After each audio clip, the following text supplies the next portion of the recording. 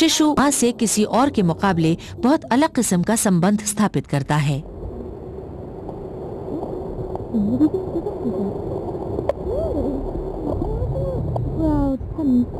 Excellent. Good luck. See you later. Bye. Hey Clara, give us a hand.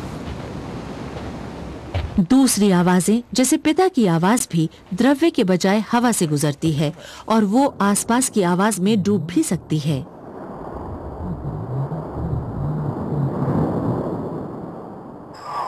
See a little face there.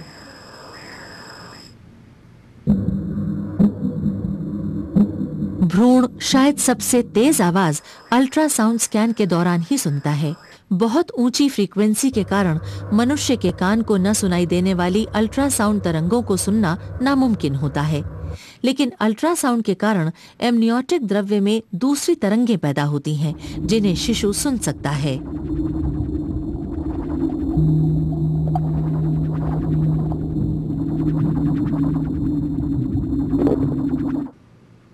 बड़ी साफ और विस्तृत तस्वीरें पाने के लिए अल्ट्रासाउंड मशीन तेजी से जल्दी तरंगें छोड़ती है और ये सेकंड के 10 लाखवें हिस्से तक ही ठहरती हैं। इन तरंगों को तेजी से छोड़ने और रोकने से द्रव्य में तरंगें पैदा होती हैं, जो तेज थपथपाने जैसी आवाज पैदा कर सकती हैं।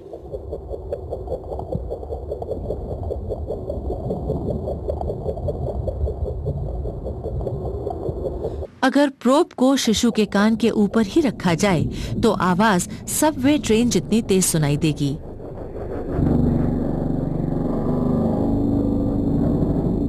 आम स्थितियों में स्कैनिंग प्रोब को कान के पास ले जाने की जरूरत नहीं होती, पर किसी कारण अगर बच्चा नाखुश है तो वो आसानी से इस शोर से दूर हट जाएगा। डॉक्टर्स ने देखा है कि भ्रूण कष्ट का संकेत देते हैं और भुएं सिकोड़ते हैं, ठीक वैसे ही जैसा 4 आयामी स्कैन की तस्वीरों में दिखाई देता है। ये तभी होता है जब डॉक्टर मां के पेट में भ्रूण को हिलाने की कोशिश करते हैं। इंद्रियों के विस्तार के साथ साथ दर्द का एहसास भी शुरू होता है। आखिरी 3 महीनों में भ्रूण को गर्भ के बाहर मां के सुरक्षित घरौंदे और उसकी जीवनदायिनी शक्ति के बिना जिंदगी जीने के लिए तैयार होना पड़ता है। गर्भ के बाहर जीवित रहने की महत्वपूर्ण क्षमताएं और हुनर असल में उन प्रतिक्रियाओं में छिपे हैं जो गर्भ प्रवास के दौरान उसने सीखी हैं।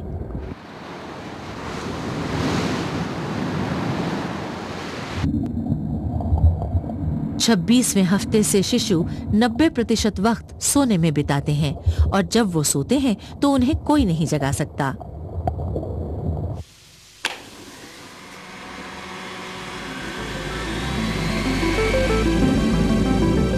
बाकी 10% वक्त वे जागृत और सजग रहते हैं और किसी भी स्थिति के लिए तैयार रहते हैं।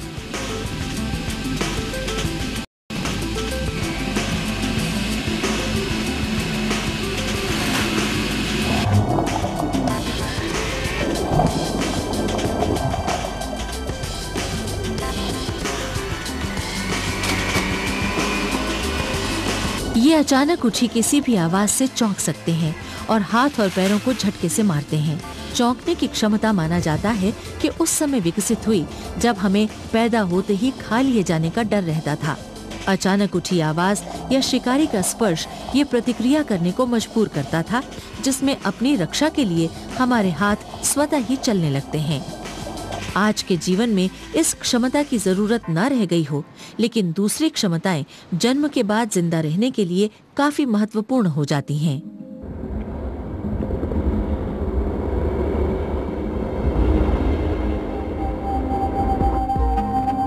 इस 4 आयामी चित्र में भ्रूण एमनियोटिक द्रव्य को निगल रहा है।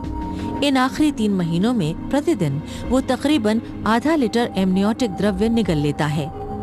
भ्रूण इसकी मदद से गर्भ में द्रव्य के संतुलन को बनाए रखता है और अपने पाचन तंत्र को भी सही ढंग से विकसित करता है।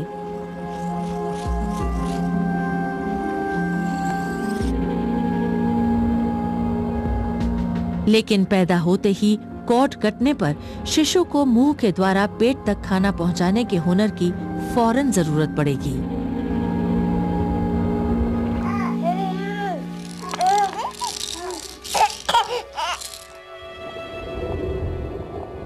निगलने के साथ साथ पैदा होने से पहले चूसने की क्षमता को भी विकसित करना पड़ेगा।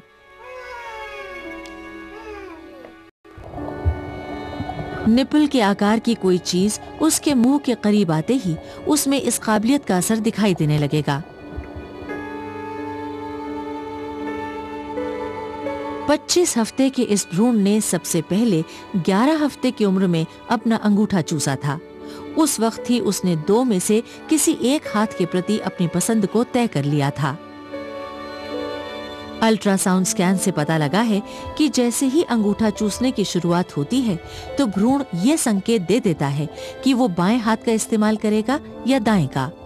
दाएं या बाएं हाथ की ये पसंद जीवन भर अपना असर दिखाती रहेगी, जबकि पहले माना जाता था कि इसका पता संतान के 3 या 4 साल के होने पर ही लगता है।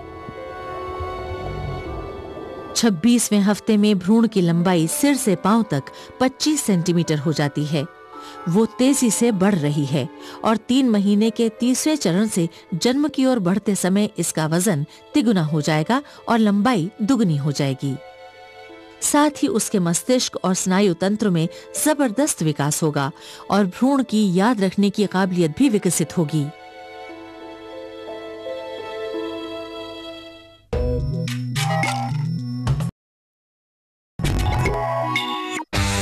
सोमवार Apollo flight of the hawks में